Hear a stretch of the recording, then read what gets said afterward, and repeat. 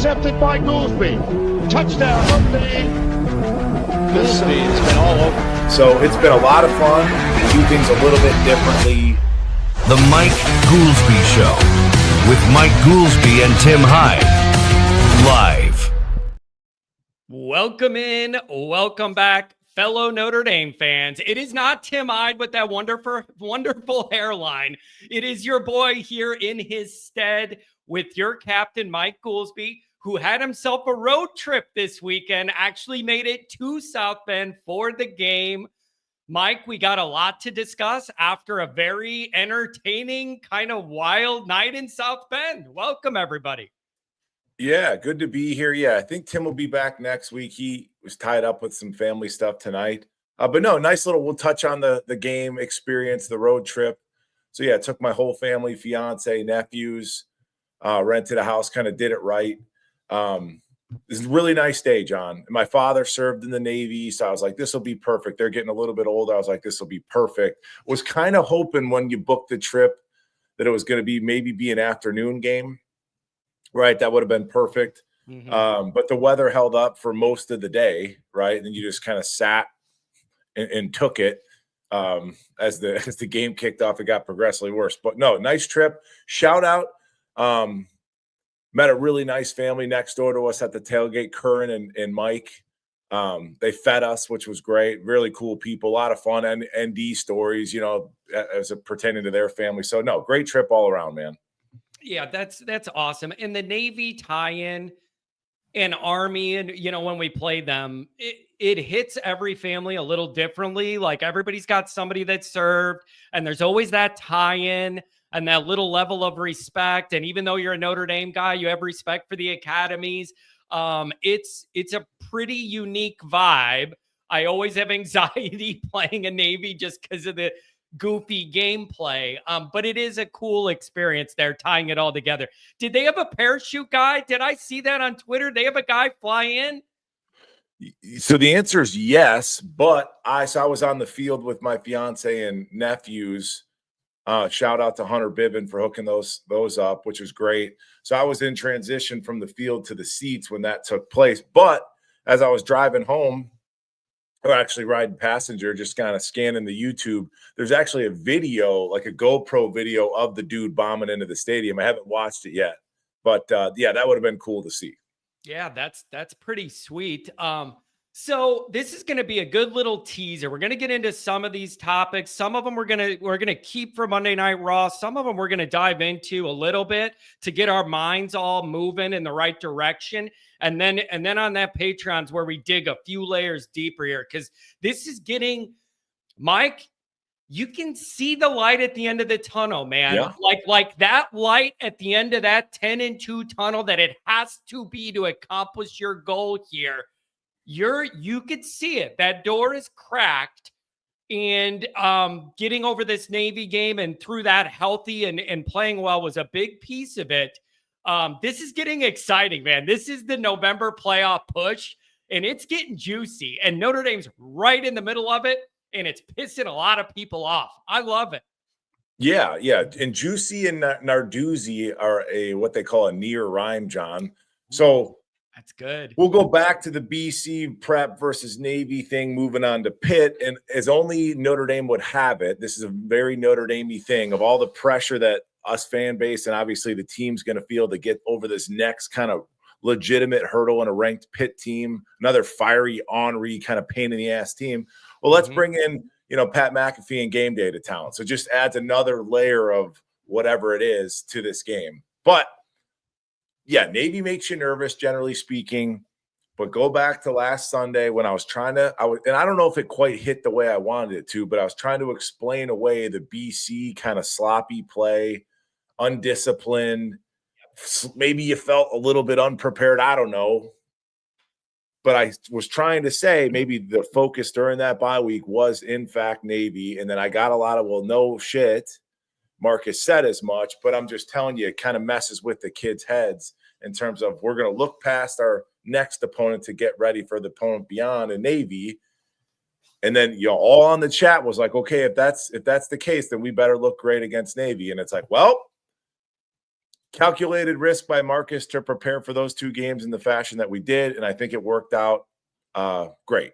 49-10, 0 penalties, in a lot of ways the complete opposite than the way we played against Boston College. Go figure.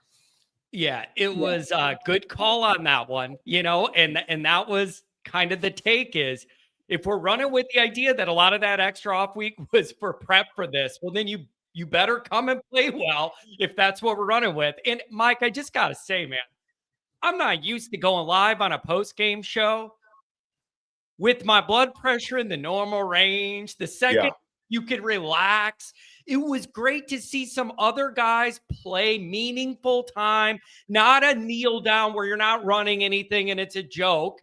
It was really nice to see some other guys get in and to see them play and actually run the offense and defense. And some of these are guys you may need down the road if you have injuries or whatever, and that experience is valuable. I just appreciated being able to breathe a little bit and not have my mind spinning in a post-game show and chaos. It was just what I think this fan base needed gearing up into this late November push. Yeah, I kind of like your new format on your post-game show. If you haven't seen it, go check it out.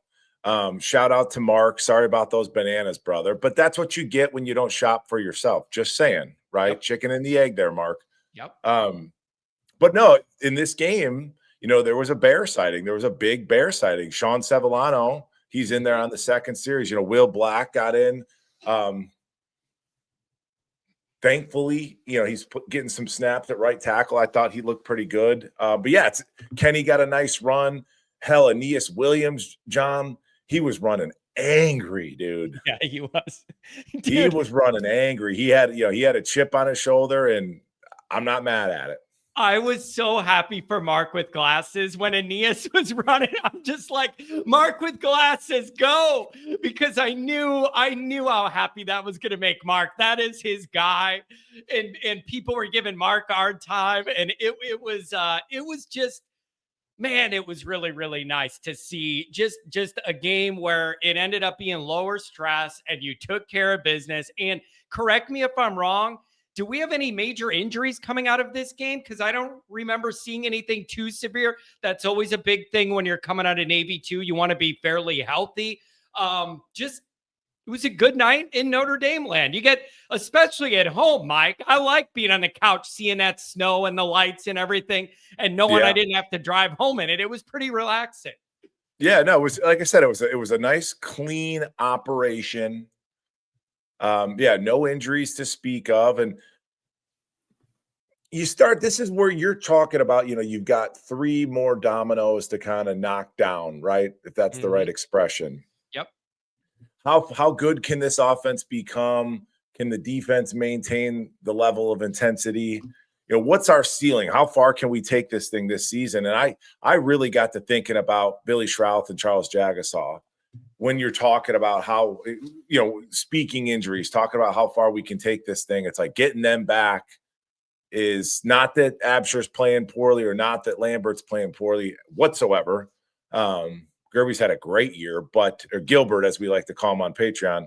But it'd be nice to know that you've got those guys even for depth purposes, right? To make this final sprint here. Yeah, it is. You could kind of get used to the injury thing to where like you just adjust and the line is the line. And you almost forget sometimes that we have all these guys that have gone down. And and then should you win out, you're also going to have that window, right, between the Stanford game and the beginning of the playoff. That's going to give you some extra time to be able to get healthier as well. So like if Notre Dame can run this thing out, and I think the toughest of the 3 is going to be Pitt coming up next, there's an opportunity there to get some guys healthier and get back some and feel like you're at a closer, you're not going to be full strength, but closer to it for whatever comes in the playoffs. So considering the frustrating 0-2 start, you're in as good a position as you could possibly be if you're Notre Dame right now. After that nightmare of a start, you're going to be on the edge of hosting a playoff game if you keep winning. So like to battle back all that way and be right back in the mix. This is as good as it could be considering the first 2 games. And that just kind of, I feel little energy in the fan base and the media. Like seeing where we were in that playoff ranking. I think you're going to move up a spot now because BYU had an ugly loss. They're going to drop below you. You should move up to 9. You're 1 away from hosting, and everybody's got a bunch of football left to play. Best position you could be in given the start.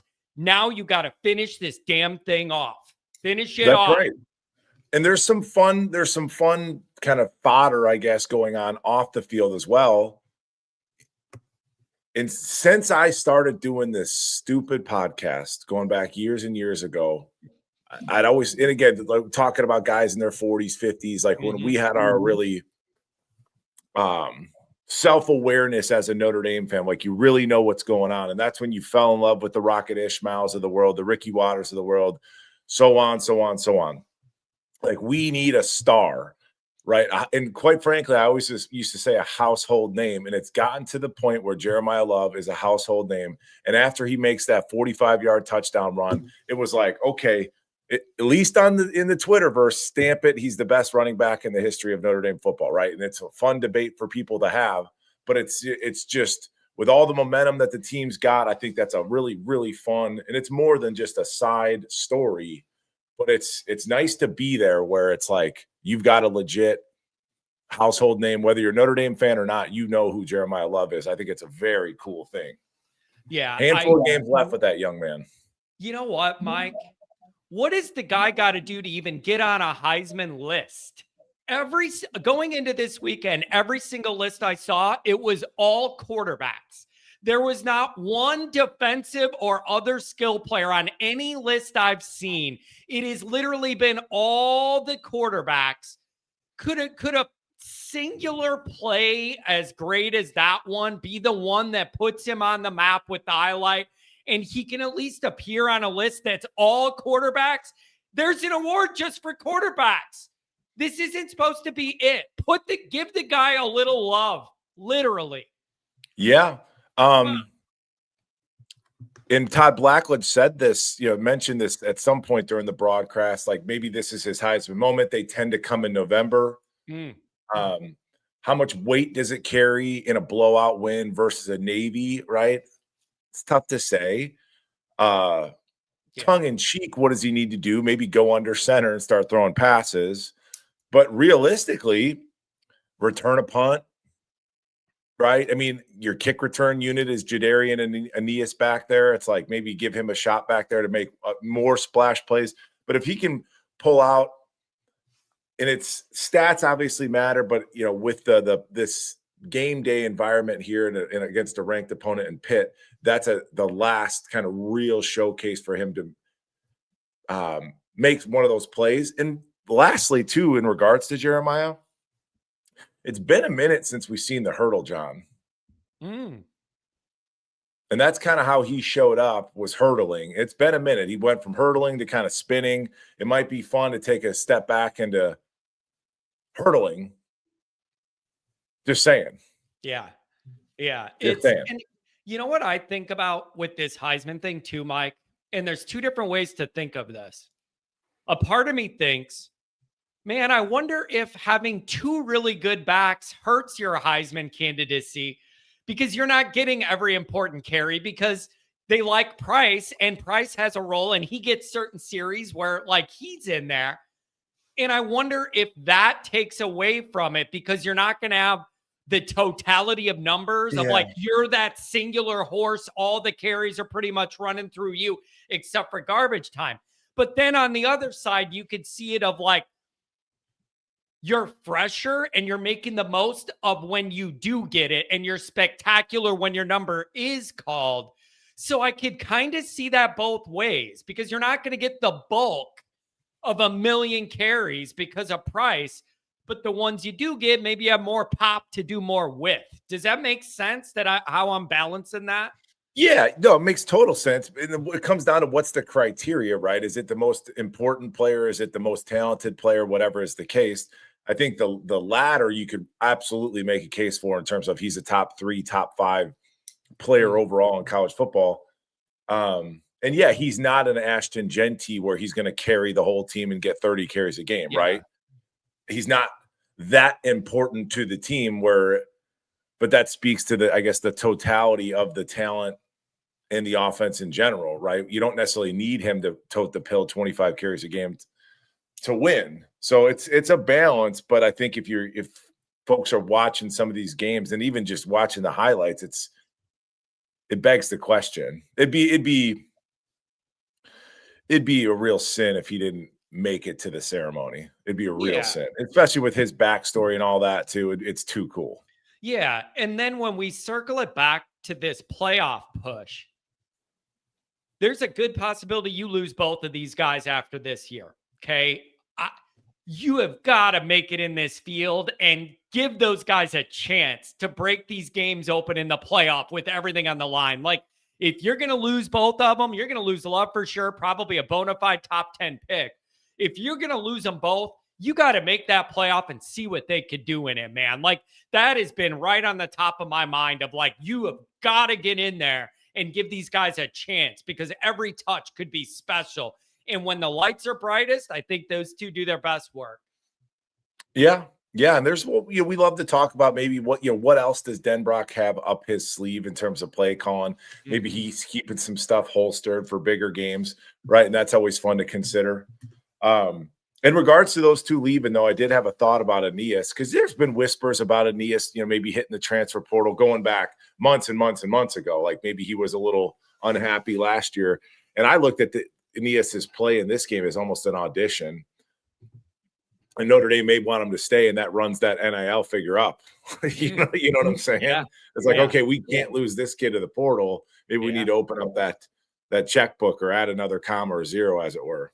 Yeah. How about Cam Williams sighting? Look at that. What happens when you get up by a lot? He was out there.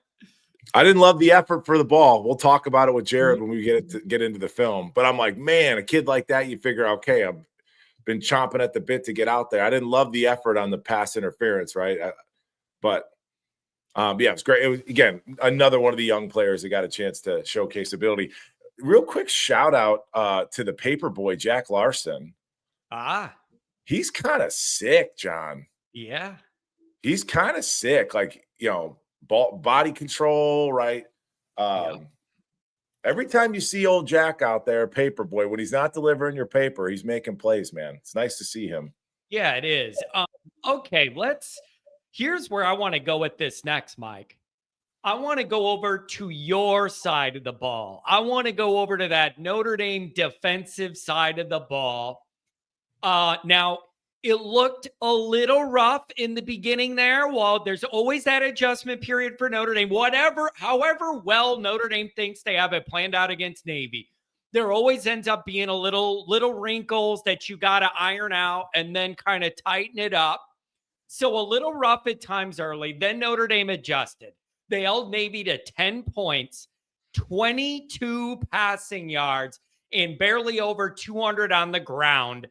That is really, really good work against the Navy offense that piles up all those numbers almost every week. Here's the other thing, Mike. You mentioned you're good, man. You're good. Before you left, the last thing we talked about before you headed to South Bend was you saying, this is a linebacker kind of game. And if you're a linebacker, as a Notre Dame guy, you look forward to the Navy game because you're going to have a lot of opportunities. Osbury leading the way with 8 tackles. How about Devonta Smith? Welcome back to the team. Handful of tackles. KVA and Drake with a handful as well. You talked about it being a linebacker game. What did you see from the Notre Dame defense and the adjustments and the tweaks they made? I thought what they did with Devonta Smith was interesting and that he was at times an on-the-ball linebacker, right, kind of covering a tight end. And looking at him in that post-game press conference, and, I'm a body type guy, right, high asses, skinny ankles, the whole thing. Most of our corners are so long. I mean, like Mark Zachary's arms are the longest you'll ever see. Same with Leonard Moore, Christian Gray. There's a archetype there that they're going for. Like Devonta doesn't fit that. He's kind of swolled up, dude. He looks like you anymore, John, right? He's got packs and shoulders and traps. And I'm like, okay, it makes sense. And he's always been a physical blitzer in his time at at Alabama. So that made sense. I thought that was an interesting little tweak. And yeah, Osbury did a great job. I mean, they brought back the Rover this week, and that he's getting a chance to play in space. And he's just got such a good feel for the game, as does Drake, as does KVA, obviously. And I think I mentioned that, this was a game where you kind of play with your key guys. Maybe you let Snead catch a breather this week in the way that you did with Traore. I thought Burnham played really well, but he's going to watch that film back and he might have left 3 or 4 tackles for loss, off the stat sheet where he's right there, but he doesn't quite, finish the play. But he wreaks some havoc, right? Somebody else is in pursuit, so he'll be kicking himself for that. But listening to Osbury in the press conference, I mean, obviously Tim Hyde will break that down behind the paywall over on Patreon, the scheme, and I'm interested to watch Tim do that. But Osbury said as much, we only called a few plays.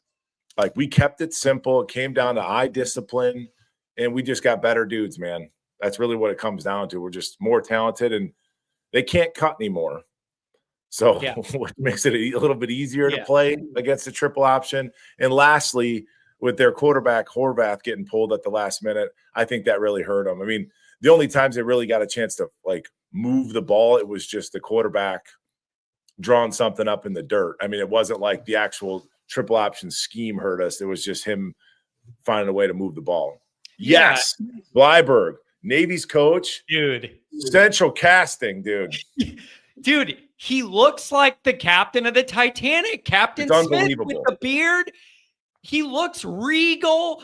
He looks like the most Navyist of all Navy dudes. He looks like the shippiest ship captain of all time.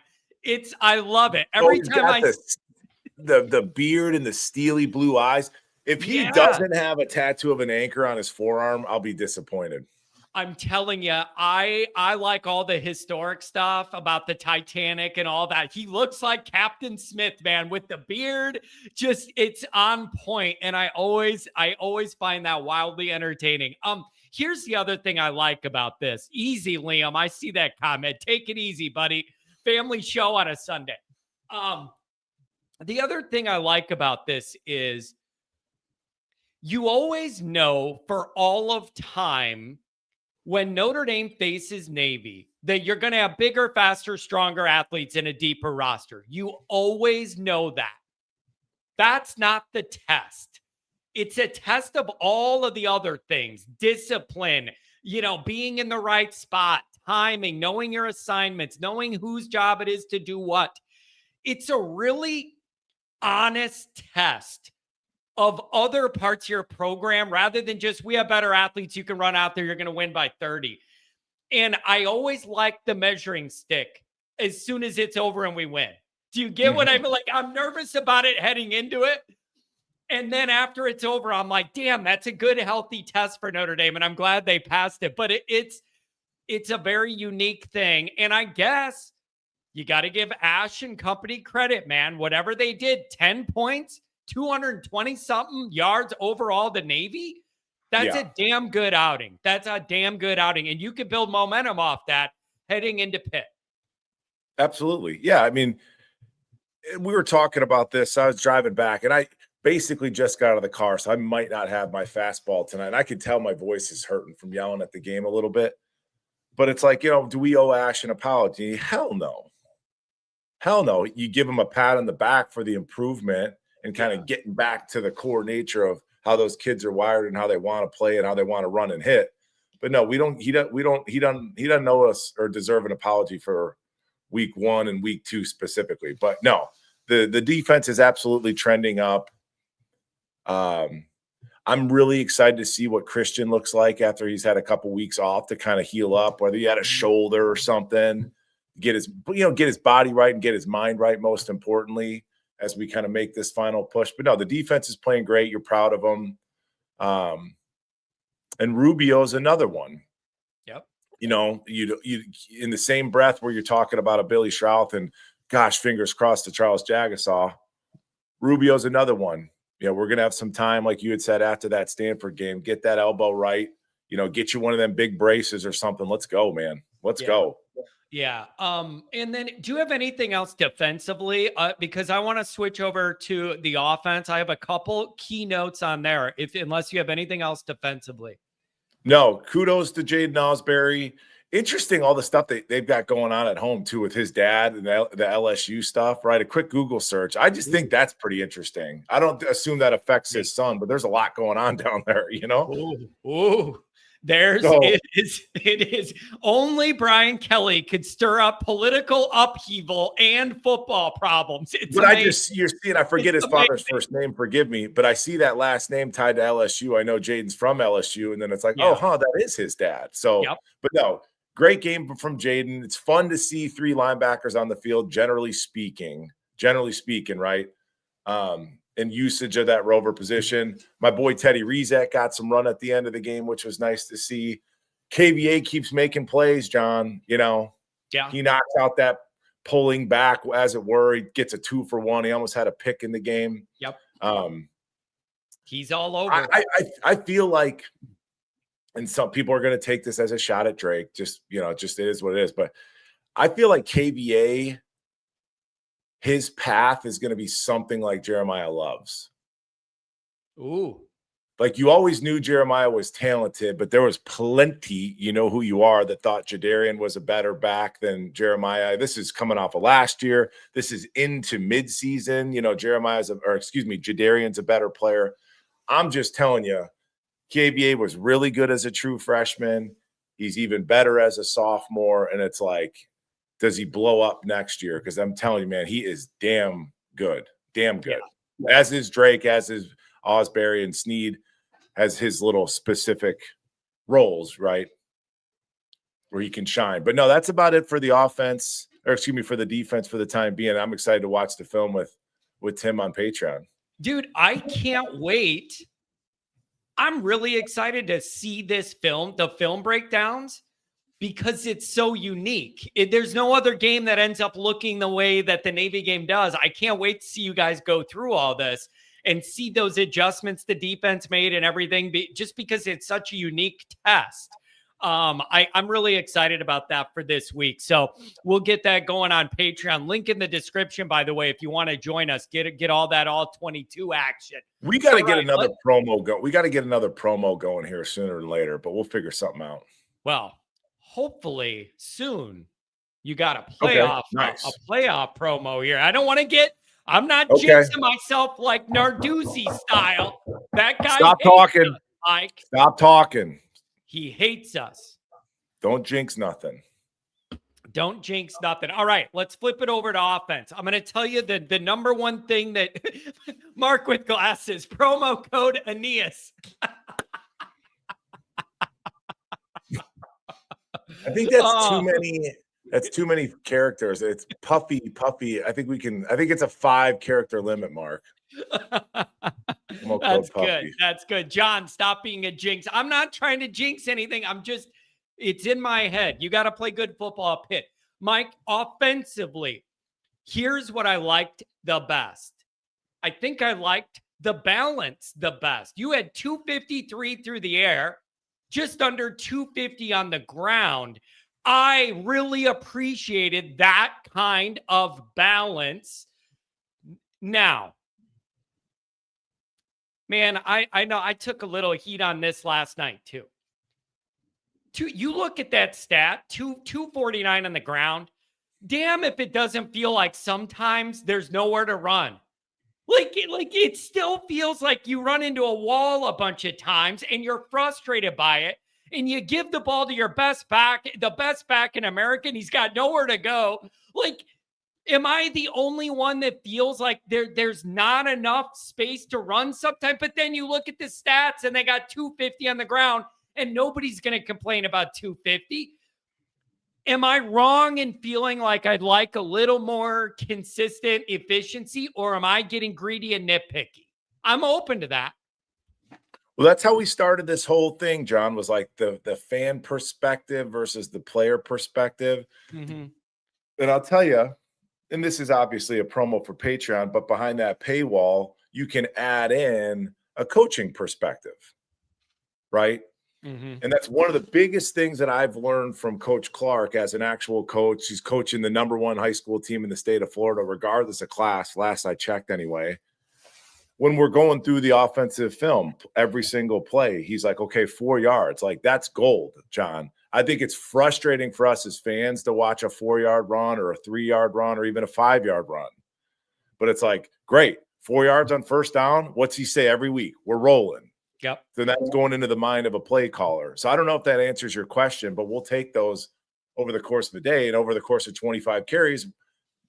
Do the math, add in some long runs. That's how you wind up with 250. You know what I'm saying? Yeah, and it all averages out. And a good point here by Facilitate. They're also loading the box. So like you have to think about that too. Of like Notre Dame is now in the position where these teams got to choose what they want to take away. Right. And if you're going to stack the box, then maybe that opens up the pass game downfield. You have some favorable matchups. And if they're going to play a little further off the ball, then you risk problems with Love and Price. It's a real conundrum for opposing defenses to have to face Notre Dame now. What are you going to take away? Yeah, so the fiance was driving back for a minute, right? We switched spots because I had to watch the game on Peacock, right? I've got the laptop open, rewatching the game. Again, I'll say it again. I already paid for the subscription, Peacock. Spare me the ads on the replay. It's criminal. I'm already paying to be there, you know? Yeah. But so I'm a little bit bored, so I start trying to stir up the hornet's nest on the chat over there on Patreon. And a lot of it's based off of what you had just said. So if we just look at the last 3 games kind of as a sample size and the defense's approach each week. Whereas USC, we're going to play 3 high. We're worried about Carr and crew torching us through the air. So what's Jeremiah? Would we run for 400 yards that game? Right? 400 yards. Yeah. Okay. So that's the byproduct of that strategy defensively. Next week, you see BC, and you could say they loaded the box. I thought Jared did a great job of this. They just played an extremely low safety. I think it was number 0. Great player for them. So he was kind of like a linebacker. He was at like 9 yards, 8 nines. Let's say he had his heels at 8 yards. So he's playing like linebacker-ish depth, right? Yeah. He's not 14 yards downfield. So I don't know if I call that loading the box, but they put a lot on his shoulders. And what do we do to BC? You torch them through the air. We got 0 coverage. You got single high coverage. We have way better athletes than Boston College's secondary. I'm sure they're great kids, but they were laughably bad. So we kill you through the air. Navy did the same thing. Try to load the box, take away Jeremiah Love, try to stomp out his Heisman campaign. Dude, CJ's got all the time in the world, and we got Fields or Faison or Pauling one-on-one with no help over the top against lesser athletes, so we could beat you either way. So the question is, oh, by the way, Jaden Greathouse, when the depth chart was released this week, correct me if I'm wrong, but he was number 1 on the depth chart. So another week we didn't see a Greathouse.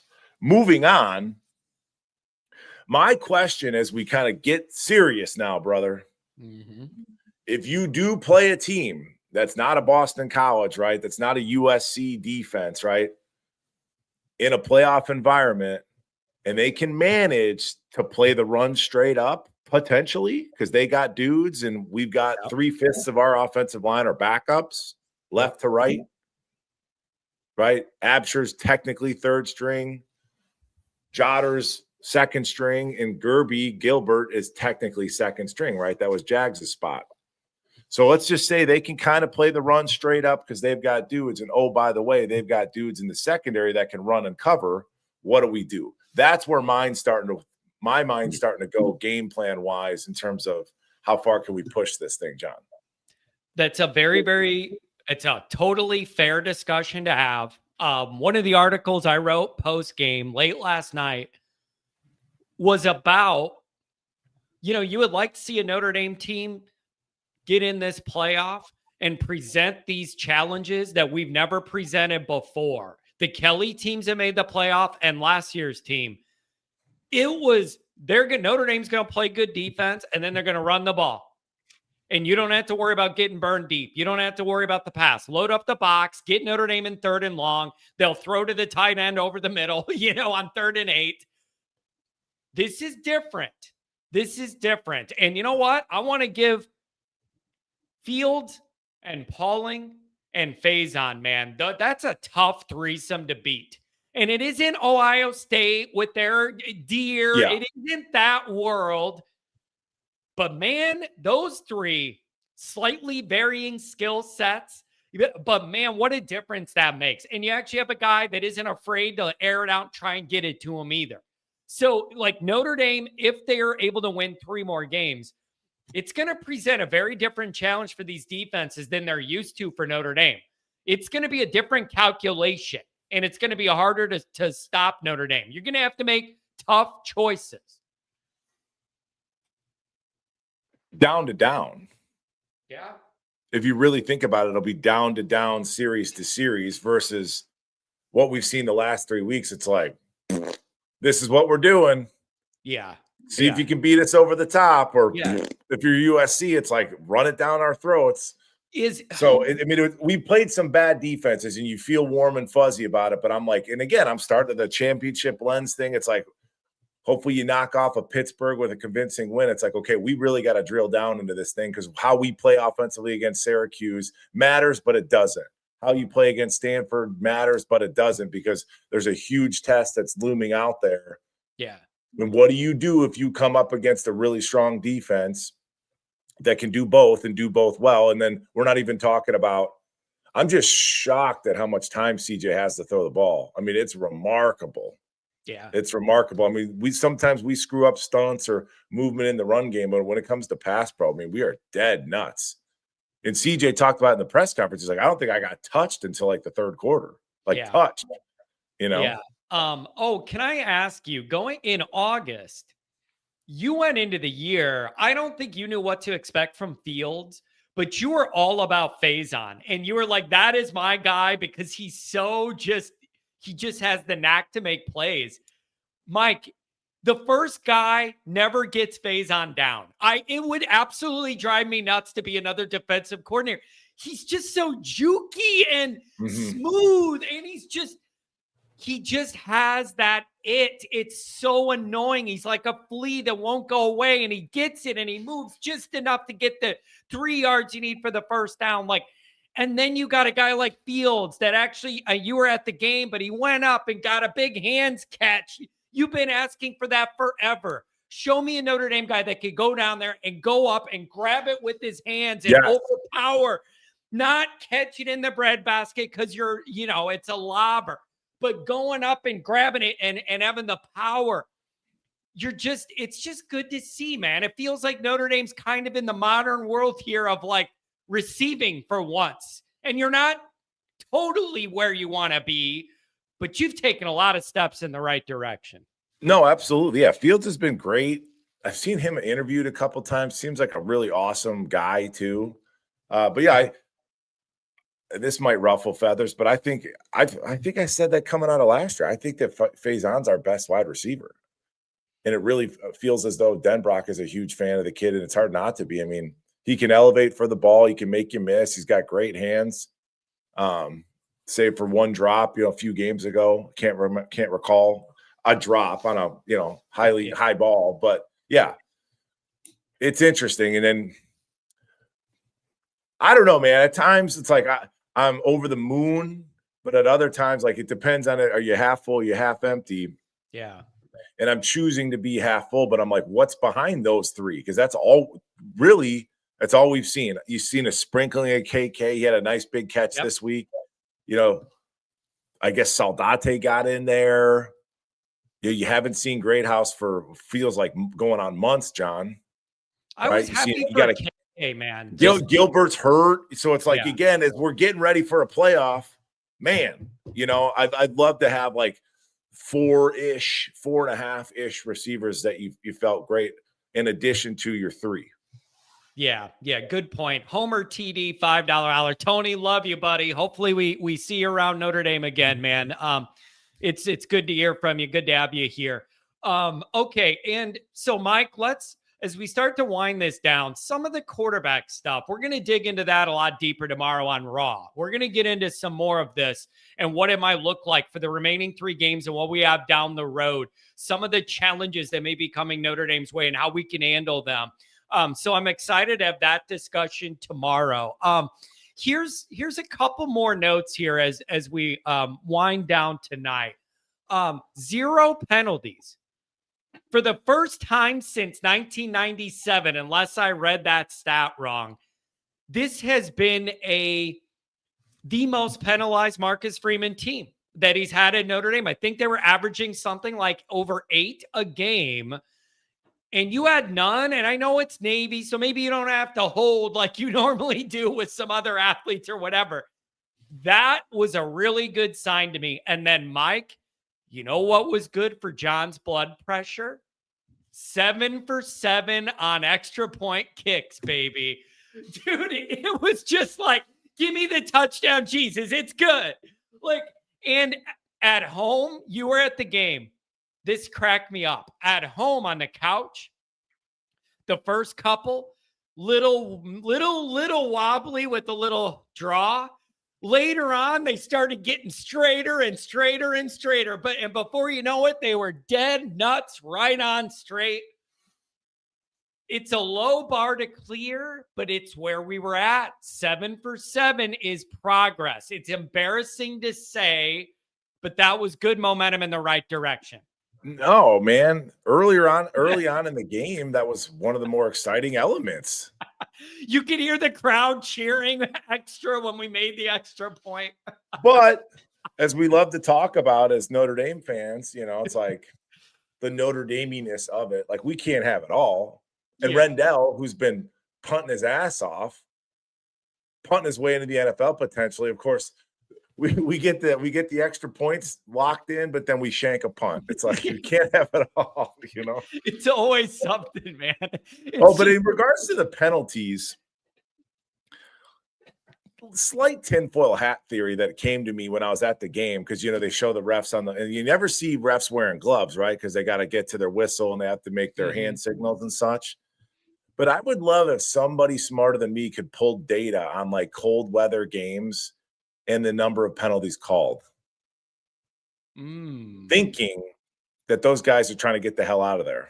Yeah, like I don't need to burn another 2 minutes figuring this out. Let's just I'm just saying, you add 15 penalties. What is that? How much longer does it make a game?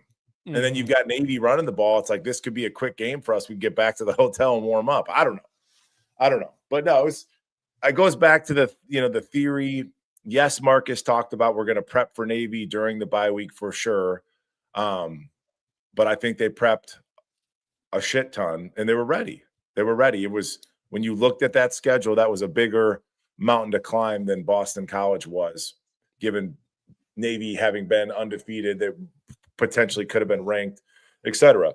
So they played well. I don't have any concerns of juice or getting up for this Pitt game. I think sometimes getting out of town can be a good thing. It'll be an early kickoff, but I think the game day piece, I think the Narduzzi element, there's a little bit of kind of piss and vinegar here. I think it'll be a fun game, man. I really do. There should be no lacking for motivation here. I was thinking about that this morning. Narduzzi's going to have those guys ready. They're coming off the bye week. They had a couple weeks to prepare for Notre Dame. They don't like Notre Dame. He hates Notre Dame. They're going to be ready. We're going to be ready too, because this team knows what's on the line. They know how close they are. They know that this is the biggest hurdle left. I'm not trying to be offensive to Syracuse or Stanford, but this is the big hurdle left.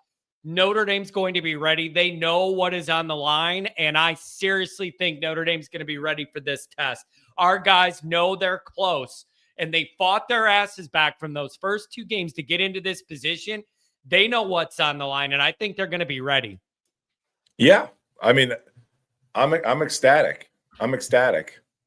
So, only other note as we wind this down, John, have you ever seen a fight in the stands at Notre Dame Stadium in all your games there?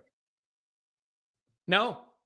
I saw a fight this game. Nope. Never seen 4 or that. 5 rows in front of me, 3, 4 rows in front of me. 2 guys got into it. 2.5 guys got into it. I was like, huh, I thought we were better than this.